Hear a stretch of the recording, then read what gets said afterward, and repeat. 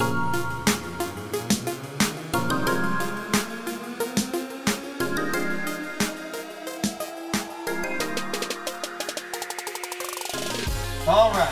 so instead of going live, I decided to do a shorter version of Cooking with Casey. I got my pan on a medium high, heating up here.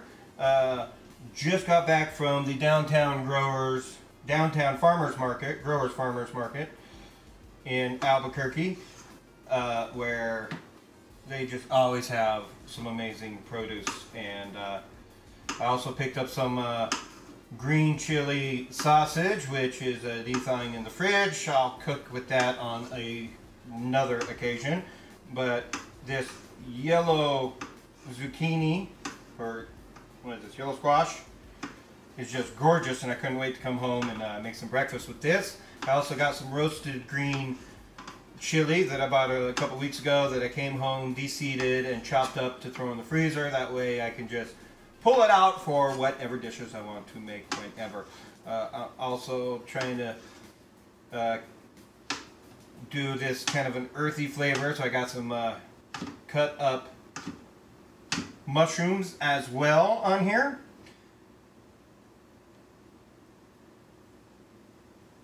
And some white onion. So we're going to throw a little bit of oil in the pan.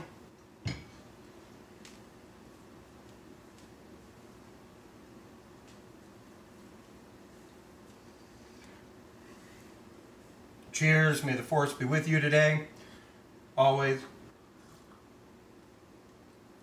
Got some CBD in my coffee too to kind of help with everything, keep my pain threshold low. After walking around for an hour at the farmer's market, which spent me, oh, listen to that sizzle. Listen to that sizzle.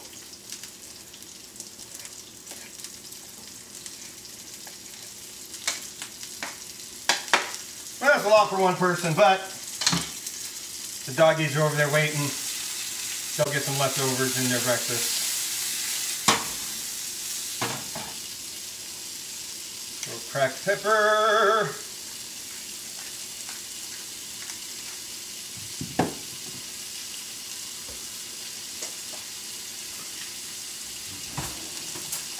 A touch of vegan butter here to round out the flavor. Another trick I learned on watching the Food Network is oil and butter helps just make it smoother, creamier kind of texture when you're cooking things. Vegan butter is a little nicer to my stomach than regular butter because I have issues with lactose, mostly because of my neck. But because I don't do lactose, the regular butter just kind of, my stomach ain't used to it anymore. So. Am I vegan? No. But I felt like a veggie kind of a breakfast this morning. So the eggs will be on the side, no meat. A little bit of parsley to round out the flavor.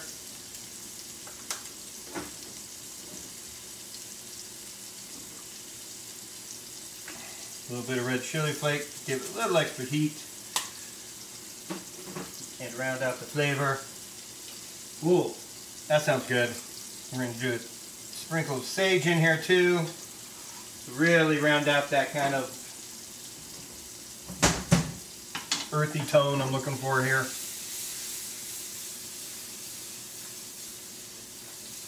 Oh boy. And the answer is yes. It took me a long time to learn how to toss that without food going all over the place. Practice, practice, practice. This is going to be good. This is going to be good. I'm excited. Alright, let's go ahead and get this on a flame here to get it warming up for my eggs.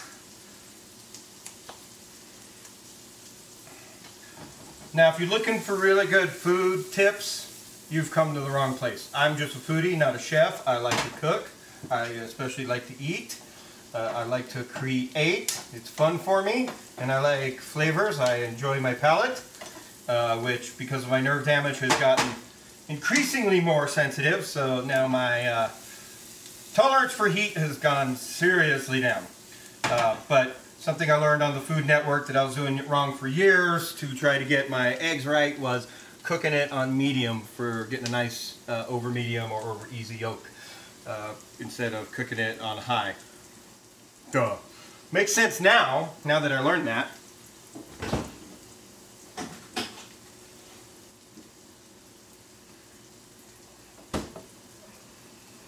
Get my egg out. Mmm, that smells good.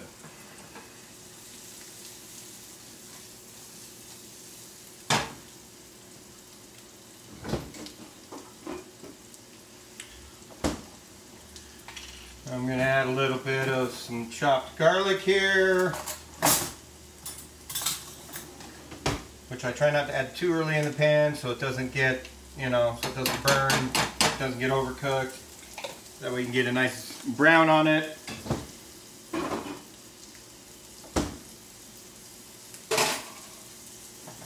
Now, something I learned from working in restaurants in California that I learned from the cooks when making food. I'm not going to do this today because I'm keeping this a little more fresh, but when I'm trying to make it more Mexican style food, that's when the dry seasonings come out too. So fresh seasoning and dry seasoning is how you really get that good Mexican flavor in there. Because living most of my life in California, I take my Mexican flavoring seriously, and I've tried tacos in Kansas and in other places throughout the country, and it's just not the same. I've been spoiled in California with my Mexican cuisine and all the wonderful Hispanics and Latinas that I worked with in different restaurants who were always so patient with my crappy Spanish and always trying to teach me Spanish that I could just never seem to grasp. I'm not good with languages. My sister Tina was good with languages. I am not good with languages.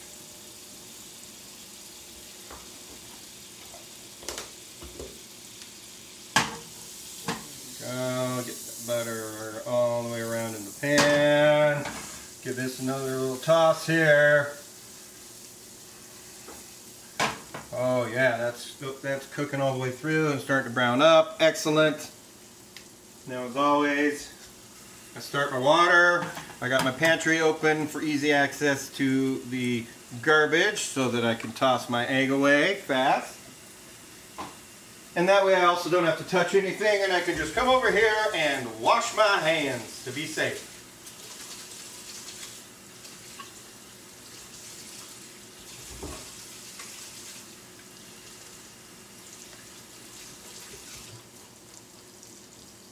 Y'all like my new hippie tie-dye shirt with the new Down the Road Show podcast logo? Made by Dark Knight Studios. If you need a logo made, or you're looking for something like that, or you need flyers, hit up darkknightstudios.com. Use them for everything. Salt at the end. A little salt on the go. I need to get some more Himalayan pink salt. There we go.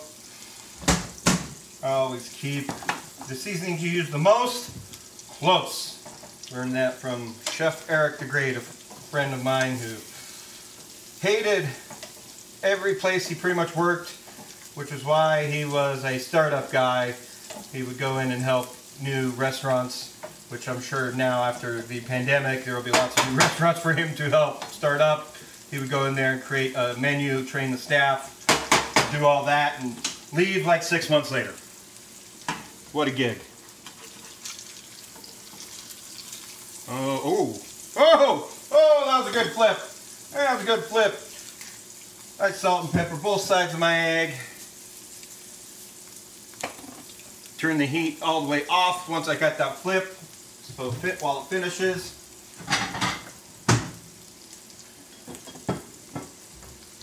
Woo-wee!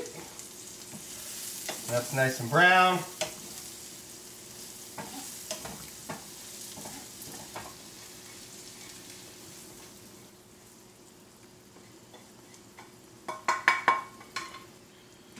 Kill that. And leg over easy. And voila, breakfast is served. Looks pretty good. See how that yolk turned out. Oh yeah, there we go. And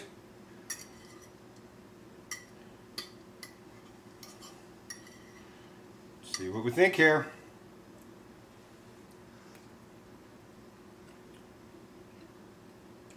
Oh yeah.